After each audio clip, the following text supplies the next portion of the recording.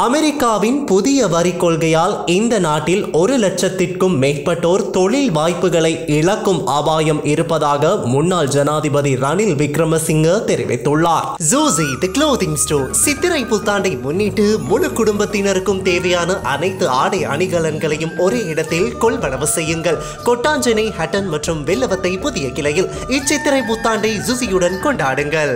இன்று விசேட அறிக்கை ஒன்றை வெளியிட்ட ரணில் விக்ரமசிங்க இதை அவசர நிலையாக கருத வேண்டும் என்றும் தெரிவித்தார். ඇත්ත වශයෙන්ම 125ක් 30ක හරි තීරුබදු ගෙවනවා නම් ඒක අපිට විශාල ප්‍රශ්නයක්. මොකද අපේ ව්‍යාපාරවල ලාභාන්තිකය දිහා බලනවා නම් අන්න ඒ තරම් වැඩි තීරුබදු වලින් ලාභ ලබන්න බෑ. ඒක අලාභයක්. තීරුබදු වැඩි වෙන්න මෙය මිලදී ගන්න පාරිභෝගිකයන්ගේ සංඛ්‍යාවත් අඩු වෙනවා. ඒ නිසා අපිට මේ ප්‍රශ්නේ තිබෙනවා. ඒ ප්‍රශ්නෙට අපි මුහුණ දෙන්න ඕනේ. මේක නැති වුණා කියලා හිතන්න හොඳ නැහැ.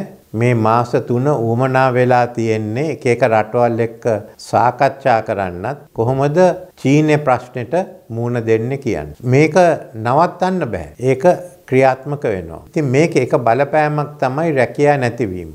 බොහෝ දෙනෙක් ලක්ෂ කියලා කියන්නේ ඒ සංඛ්‍යාව මේ කර්මාන්තයේ ඉන්න ව්‍යාපාර ட்ரம்பின் புதிய வரி கொள்கையை நடைமுறைப்படுத்தல் 3 மாதங்களுக்கு ஒத்திவைக்கப்பட்டுள்ளது.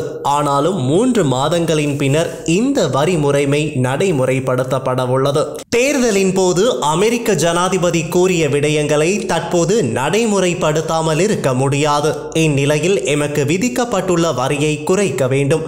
25 முதல் 30% வரி செலுத்தப்பட்டாலும் அது எமக்கு பாரிய பிரச்சனையாகும். எமது வர்த்தகங்கள் லாபத்துடன் ஒப்பிடுகையில் அந்த அளவுக்கு வரி செலுத்த முடியாது. அது நஷ்டமாகவே காணப்படுகிறது. வரி அதிகரிக்கும் போது பொருட்களை கொள்வனவு செய்பவர்களின் எண்ணிக்கையும் குறைவடையும். எனவே இந்த பிரச்சனை முடிந்துவிட்டதாக எம்மால் கருத முடியாது.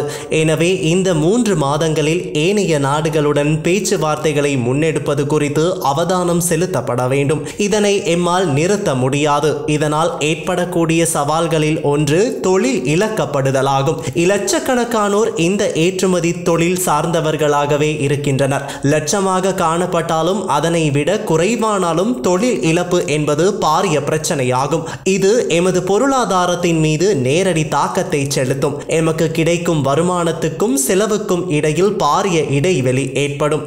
வருமானம் குறைவடைவதால் நாம் கடன் பெறும் தொகையும் அதிகரிக்கும். இந்த காலாண்டில் $300 மில்லியன் மீள செலுத்த வேண்டியுள்ளது. மத்திய வங்கியிலிருந்து இந்த தொகையை பெற்றாலும் கடன் பெற்றாலும் அது ரூபாவின் பெறுமதியில் வீழ்ச்சியையே ஏற்படுத்தும். இப்போதும் ரூபாவின் பெறுமதி வீழ்ச்சியடைந்தே காணப்படுகின்றது. இந்த பிரச்சனைகளை நாம் எதிர்கொள்ள வேண்டியுள்ளது. எனவே இதனை அவசர நிலைமையாக கவனத்தில் கொண்டு அரசாங்கம் எவ்வாறான நடவடிக்கைகளை முன்னெடுக்க போகிறது என்பதை நாட்டுக்கு வெளிப்படுத்த வேண்டியது அவசியம். இந்த நிலைமை தொடர்பில் அரசாங்கம் அதன் நிலைப்பாட்டை அறிவிக்காவிட்டால் வேறு பிரச்சனைகளும் ஏற்படும் என அவர் தெரிவித்தார். අපි ඇත්ත වශයෙන්ම අපිට ගෙවන්න තියෙන මුදල් ප්‍රමාණය ඒ වගේම අපිට ලැබෙන මුදල් ප්‍රමාණය අතර පරතරය වැඩි වෙනවා. අපිට ලැබෙන මුදල් ප්‍රමාණය අඩු වෙනවා. ඒ නිසා අපි ණය ගන්න ප්‍රමාණය වැඩි වෙනවා.